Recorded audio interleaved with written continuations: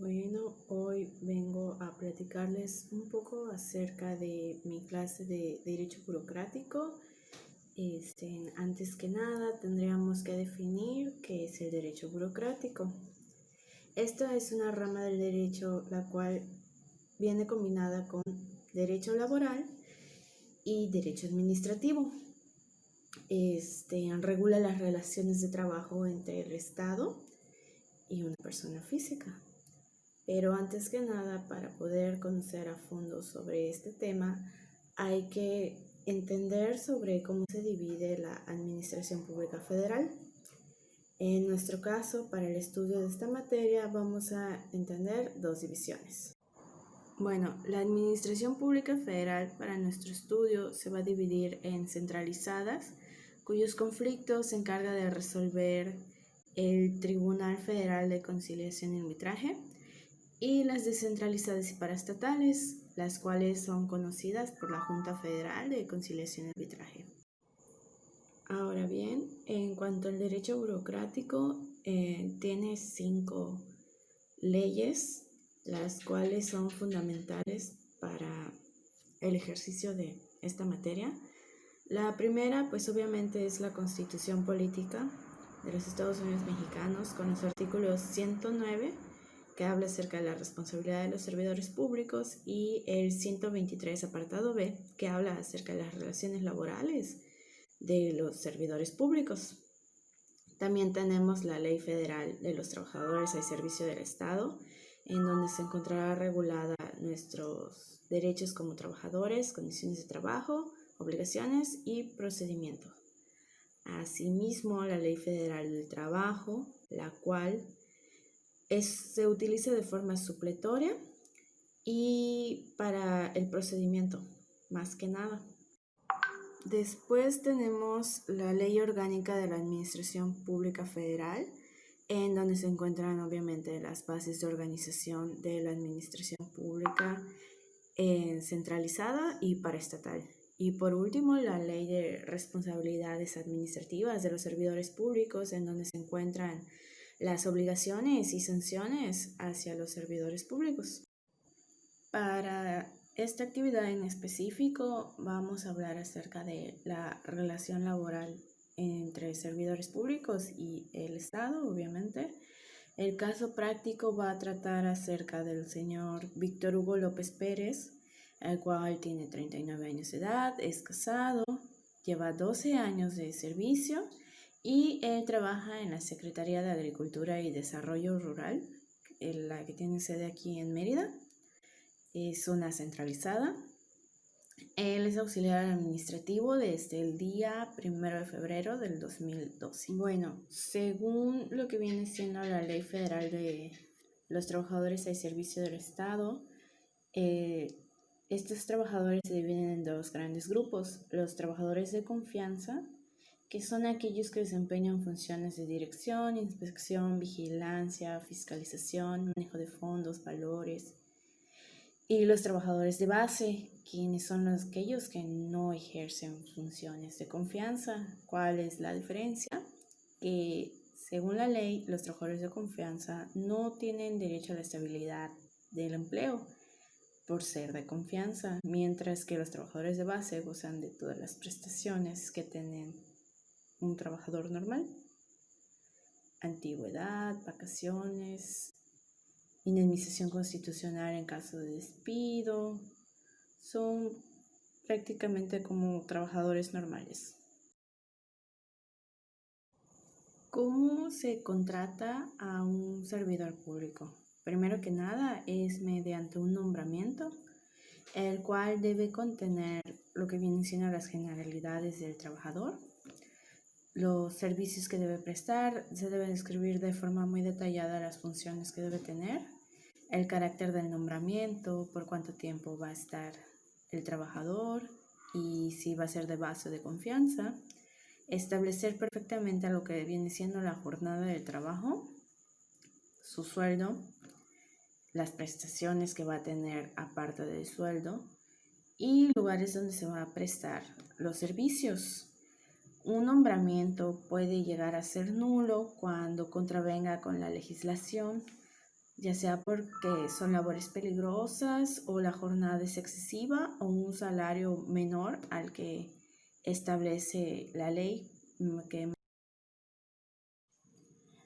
Ahora vamos a hablar acerca de un posible traslado al trabajador, que pues para esto tendrían que haber causas justificadas, como podría ser reorganización o las necesidades del servicio, la desaparición del centro de labores, una permuta o un fallo del tribunal. En nuestro caso, Víctor Hugo va a ser trasladado de forma temporal porque la delegación de SEDER en Jalisco cambió de sede, entonces necesitan su apoyo en el área administrativa para el archivo, el cambio, el mantenimiento.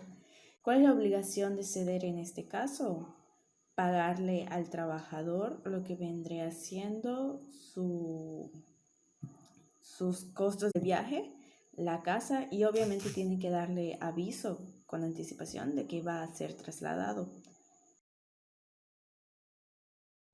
Los trabajadores al servicio del Estado tienen derechos y prestaciones muy diferentes a los trabajadores normales que regula el apartado A del artículo 123 constitucional.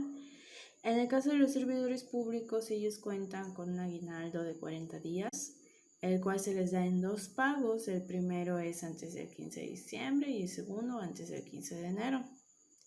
También sus descansos, por cada 6 días laborados tienen un día de descanso y se les respeta todos los descansos que tiene la ley.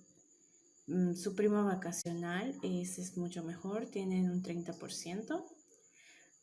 Vacaciones, tienen 2 periodos vacacionales de 10 días cada uno. Horas extraordinarias.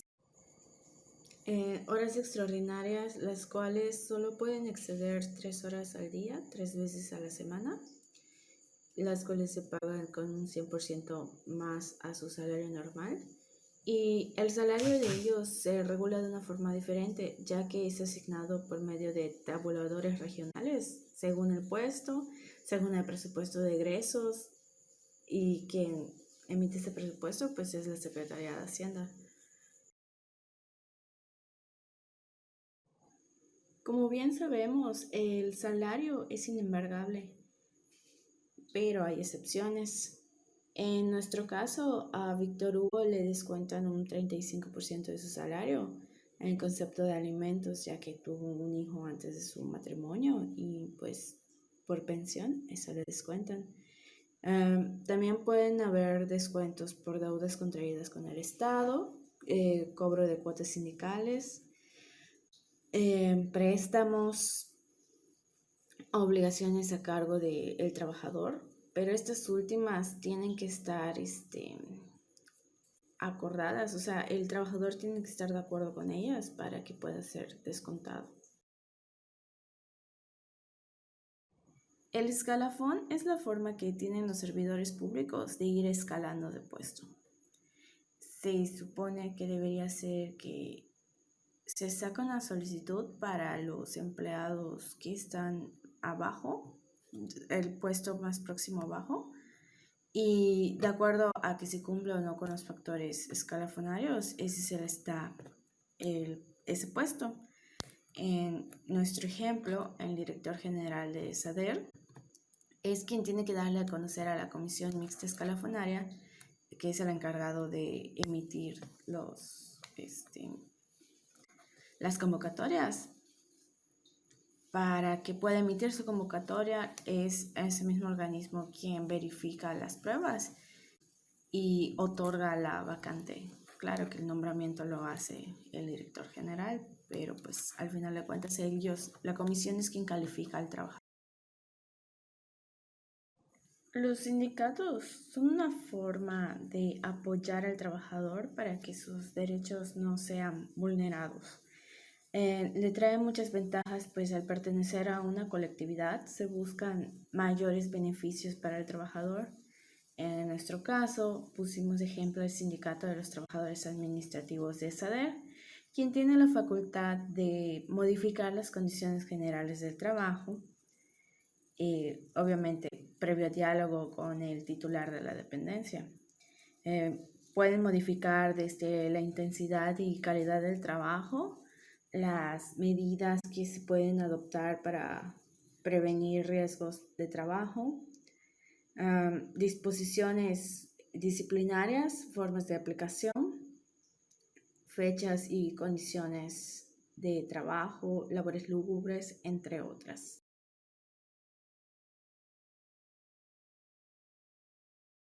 Claro ha de estar que Víctor Hugo, al ser un servidor público, pues debe de contar con ciertas obligaciones.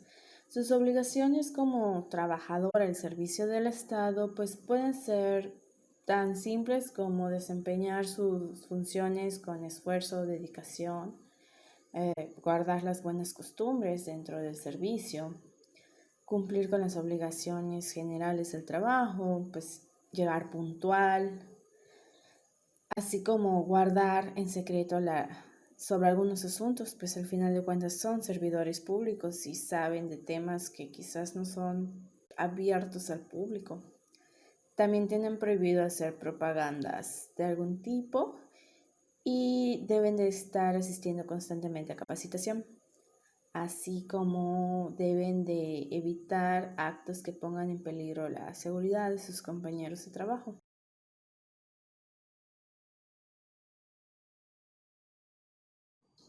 Ahora bien, vamos a hablar acerca de la responsabilidad de los servidores públicos. Obviamente, al ser servidores públicos, pues tienen ciertas obligaciones extras que cualquier trabajador podría tener.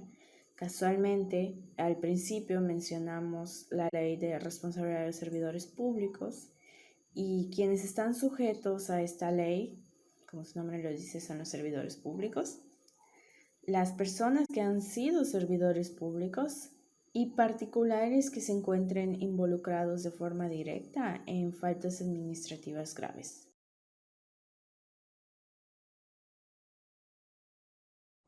Como se había mencionado anteriormente, la responsabilidad de los servidores públicos deriva en faltas administrativas. Pero, ¿qué son las faltas administrativas? Bueno, son aquellos actos u omisiones que cometen los servidores públicos que no constituyen un delito en sí, pero sí los hace acreedores a una sanción, obviamente administrativa. Estas faltas se dividen en dos tipos, las graves y las no graves. Siguiendo con nuestro caso práctico, he decidido elegir la falta administrativa de que el servidor público, en nuestro caso Víctor Hugo, no atendió a las instrucciones de su superior. Obviamente las que están de acuerdo a las relacionadas al servicio público y a sus funciones. No le puede pedir cosa extraordinaria. Esta es una falta administrativa no grave y vamos a ver a continuación cuál es el procedimiento a seguir. El procedimiento que se va a llevar a cabo para disciplinar una falta administrativa no grave se divide en 4 fases. La primera, que viene siendo la de investigación, que puede durar hasta 3 años. Quien es encargada de realizarla vendría siendo el órgano interno de control o la auditoría superior. Ya que termina de investigar, es esta misma autoridad quien califica la gravedad de la falta, si es una grave o no grave. Después tenemos con que el mismo órgano que investiga es quien decide si admite o no admite el procedimiento y es el encargado de emplazar al trabajador. Continuando con el procedimiento, tenemos que se lleva a cabo una audiencia inicial en donde el servidor público, que viene siendo el presunto responsable, puede pasar a declarar y en esa misma audiencia se ofrecen sus pruebas, pues a cada quien ofrece pruebas. Y ya por último tenemos lo que viene siendo la resolución, la cual puede ser emitida hasta en un máximo de 30 días siguientes después de la audiencia inicial y es en donde se dice si el servidor público fue responsable o no fue responsable y se decide la sanción con la cual se le va a disciplinar.